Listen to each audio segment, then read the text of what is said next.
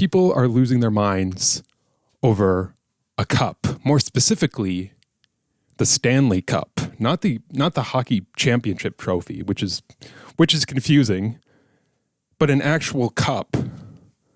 One popular model is the 40-ounce Stanley Adventure Quencher H2.0 Flow State Tumbler, which does include a straw.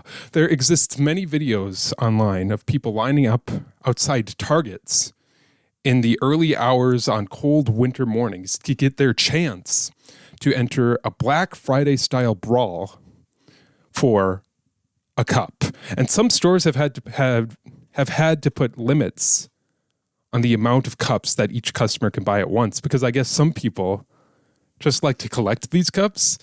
There are like videos of people showing off their collections of obscene numbers of reusable cups.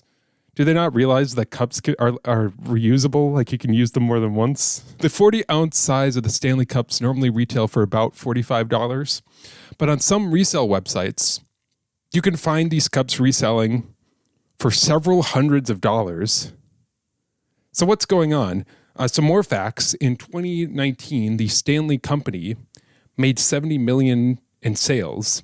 In 2023, last year, Stanley made $750 million in sales, more than 10 times as much, probably largely because of this craze for the Stanley Cup. It's not clear to me exactly why this is a sudden trend. The Quencher was first released in 2016. I mean, the Stanley Company goes back a long time, but the Quencher Cup itself was first released in 2016. But due to low sales, Stanley stopped making the cup in 2019. But then, Stanley worked with a blog geared towards women called The Buy Guide to sell 5,000 Quenchers. They started producing the cups again. And from there, the sales of the Quencher took off. I think it might just be all because of social media. Like it's become a very popular topic on TikTok. And one example, one TikToker showed how her Stanley tumbler had stayed intact during a car fire. And not only it stayed intact, but it actually still had ice in it, which is actually pretty impressive. But this isn't the only video that started the craze, because the trend started before this video was posted. But I do think it helped. It has like several millions of views. It's also worth noting that the Stanley Cup appears to be, a fine cup. And unlike other similar reusable cups, Stanley's can fit into cup holders, which is exciting. There have also been limited releases of the Stanley Cups. In December 2023, there was a release exclusively at Target of a Valentine's collection where they had Stanley Cups in a pink color. And people went insane. They were selling out in minutes after the stores opening. People were lining up outside Targets in the early hours of the morning, camping out, getting frostbite probably. No, I just made that up, but you're just not cool if you don't have a Stanley. I've heard that young girls in schools are sometimes bullied because they don't have a Stanley Cup nowadays, which is insane. What, you don't have a Stanley Cup? Are you some sort of loser? I mean, I have a Stanley right here. A Stanley Cup. I mean, it's a fine cup. Holds water nice. I mean, one complaint is that if you tip it upside down, it like leaks. Okay. I mean, yeah, out of the straw. Can you hear that? Still has ice in it. I mean, I put ice in it like 10 minutes ago, but it still has ice in it. That's exciting. Do you want to see how long it takes me to drink this entire cup? I can't do it. Never mind. I'm going to be sick. I've drinking so much water. Okay. That's enough. I could try to make a point about like consumerism, about how consumerism all like controls our lives or whatever. But I don't want to. Isn't like hyper-consumerism like the only thing holding up the American economy, if you think about it? Which is kind of sad, but Moving on. It's a new year, 2024. Did you watch the ball drop in Times Square? Or perhaps You watched the giant duck decoy drop in Havre de Grace, Maryland, the decoy capital of the world, they call it. Or maybe you watched the pickle drop in Mount Olive, North Carolina. Or maybe the moon pie in Mobile, Alabama. I could go on. The carp drop in Prairie du Chien, Wisconsin, which is an actual 20 to 30 pound carp that has been caught. I could do a whole video on this. Yeah, living in the U.S. Central Time Zone, watching the ball drop in New York City is always like, yay, it's 11 o'clock. Now it's time to change channels to the Nashville music note drop, I guess. Anyways, passengers on a United Airlines flight from Guam to Honolulu were expecting to leave Guam at 7:35 a.m. on January 1st local time and arrive in Honolulu at 6:50 p.m. on December 31st, 2023, effectively allowing passengers to celebrate New Year's twice. That would be what had happened if the flight hadn't been delayed 6 hours and ended up landing in Honolulu 30 minutes after midnight. Well, that sucks. You know what also sucks? What happened to a man in Alabama who was attending a New Year's Eve party who originally climbed into a giant vase as a joke before somehow getting his legs stuck in the vase. A person who was attending the party cataloged the incident on Twitter. Quote, "We have a man stuck in a decorative urn at this Mountain Brook house party. I repeat, we have a drunk man stuck in this large decorative urn at this Mountain Brook house party. Details as they develop." Later, quote, "He was laughing at first, but now he is starting to get upset. The women are trying to comfort him. There's talk of attempting to break the urn." Eventually, the attendants found a hammer and a screwdriver which they used to break the man out of the vase, which presumably was expensive. Giant vases tend to not go cheap, in my experience. How was he even stuck? I think his legs were positioned in a way where his knees were pressed against the front of the pot, and his butt was pressed against the back of the pot. And I guess he was just wedged in a way where he couldn't free himself. That's embarrassing, poor guy. God, let this be a lesson. Don't climb into giant vases. Sure. What else happened on New Year's Eve? UFOs? Sure, why not? In Fresno, California, near 11:45 p.m., a group of friends noticed several pairs of bright lights in the sky traveling close together and moving strangely. Lots of explanations exist. Chinese lanterns, flares, airplanes, space debris, the military. But you know what it probably is? It's probably aliens. All right, moving on. I've always thought Tetris was a fascinating game because there's no way to win. Every single game of Tetris that is started is going to end with the player losing. And I've spent a lot of time contemplating about why someone might play a game that they are certain to lose. Well, it turns out that was a waste of time because you can beat Tetris, at least the original NES version. As you continue to advance through the levels of Tetris, eventually you get to a place where the makers of the game never intended anyone to reach, and certain events can cause the code of the game to stop working, causing the game to crash for some reason. I mean, there's people that know why it crashes, but I don't. Crashing the game is considered a sort of de facto ending. There's obviously no end screen in Tetris, but if you crash the game, I mean, I guess you win. The reason that this is news is that previously, only AI programs could beat Tetris. But on December 21st, Willis Gibson, who is 13 and goes by Blue Scooty online, managed to get to level 157 before the game crashed. For comparison, there was a time where no one could surpass level 29 because the blocks begin to fall faster than the controller can normally respond. I mean, at level 29, the pieces are falling so fast that it's impossible to get the pieces to the side of the game. But a few years ago, someone discovered a way to surpass this roadblock using a technique called rolling. So it's where you hold the D-pad with one hand. That's the sort of cross that controls the position of the pieces. And you sort of take your other hand and you roll your fingers of your other hand across the back of the controller. And this allows players to move the pieces much faster. I mean, at later levels, the blocks don't fall any faster than they do at level 29, so it's possible to get quite far into the game using the rolling technique.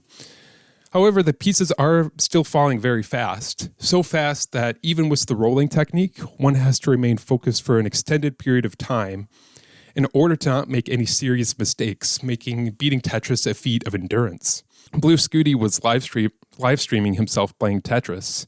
He had been playing for a long time, managing to get to level 157. And finally, after 38 minutes, he managed to get an event that crashed the game. He cleared a single line of blocks on that particular level, 157, and the game crashed. In the probably billions of games of Tetris that have been played, every single one ended with Tetris beating the player. But now, we have seen the first time in history that the player has beaten Tetris. Actually, the first 2 times players have beaten Tetris. There was another guy that beat it a few days ago. Fractal 161, who is the reigning Tetris champion, which is cool. What else? There was a Sky News anchor. This is related. There was a Sky News anchor that has received backlash because she was reporting live on this Tetris story. And at the end, she added a snide comment. Quote, "As a mother, I would just say, step away from the screen, go outside, get some fresh air. Beating Tetris is not a life goal." Unquote. Wow. She really destroyed that 13-year-old. Did you know that Blue Scooty's dad had died just a few weeks ago and that Blue Scooty has dedicated his accomplishment to his dad? I bet she didn't. Also, go outside. It's like the middle of the winter. It's freezing outside. If you go outside for like 15 minutes where I live, you'll probably die. Moving on. A Florida man is filing a negligence lawsuit after he claimed a toilet he was using in a Dunkin' Donuts location exploded, leaving the man injured and disgusting, covered in urine and crap.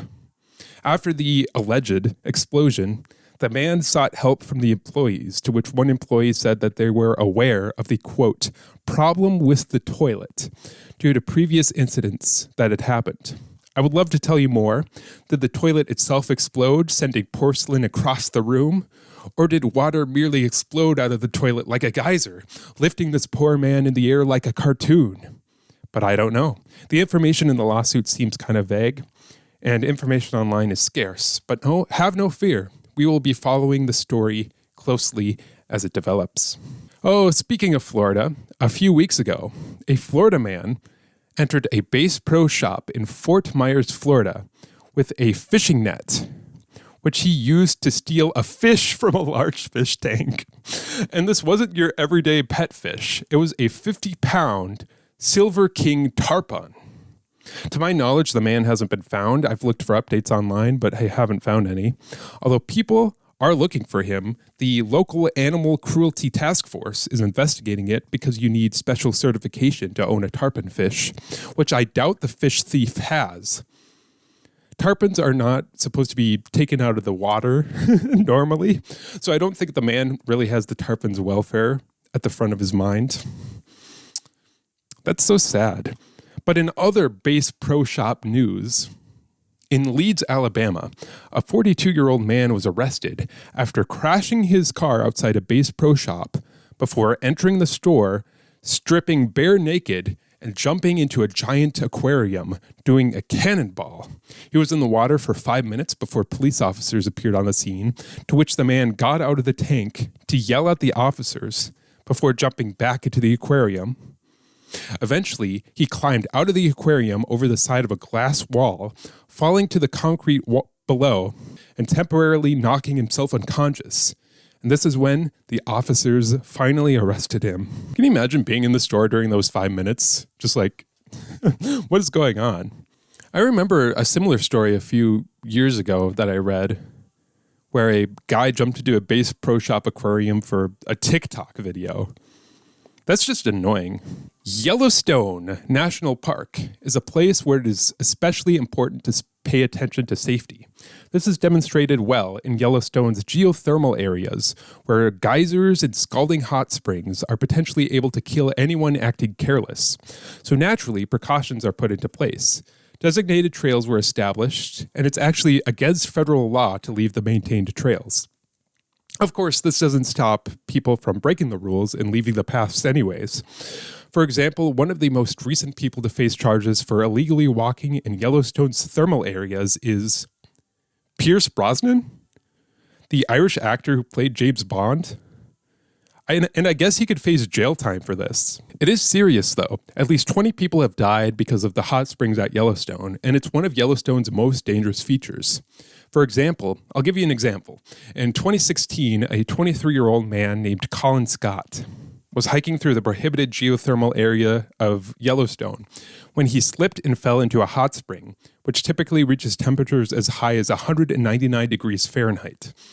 His sister, who had watched him fall in, was unable to save him herself and had to go find park officials. But by the time park officials arrived, they found that Scott was already dead. They were unable to immediately recover his remains, and because of a lightning storm that was coming in, they left. When they came back the next morning, Scott's body was no longer visible. Likely the highly acidic hot spring and the high temperatures had completely dissolved his body. And in a short period of time, the hot springs at Yellowstone are no joke. They're not something that you want to fall into accidentally. And finally, our last story of the week. A man in Australia recently found a large Sydney funnel web spider, which is venomous. Spider experts soon realized that this spider is the largest male funnel web spider ever found at a staggering 3.1 inches from foot to foot. That is a big spider. So that's like 3.1 inches. Like that big. That's a big spider. And in case you're wondering, yes, the bite of the Sydney funnel web spider has the potential to kill a human and has killed at least 13 people in the past. In fact, Guinness World Records has awarded the Sydney funnel web spider as the most venomous spider in the world. Its fangs are also large enough to pierce a fingernail. They're sneaky bastards, too. One child was hospitalized in 2017 after being bitten by a funnel web spider that was hiding in his shoe. Everything about this spider sucks. The good news is that there have been no fatalities from this type of spider since 1981 due to the discovery of an effective antivenom, which is good news, right? The only problem is that making antivenom seems very difficult, and there have been shortages of the antivenom in the past. For example, in September of 2012, members of the public were asked to catch funnel web spiders themselves and donate them to the milking program. This is because in order to make the antivenom, you need live funnel web spiders that you have to milk every week, which is insane. You have to extract the venom from live spiders. Then the venom is injected into rabbits in incremental doses small enough for the rabbits to build up antibodies and presumably, not die. The antibodies are then extracted from the blood of the rabbits, which is used to make the serum. And we have to just live with the fact that these bastards can be huge. I'll remind you, this big. All right, well, that's pretty much it.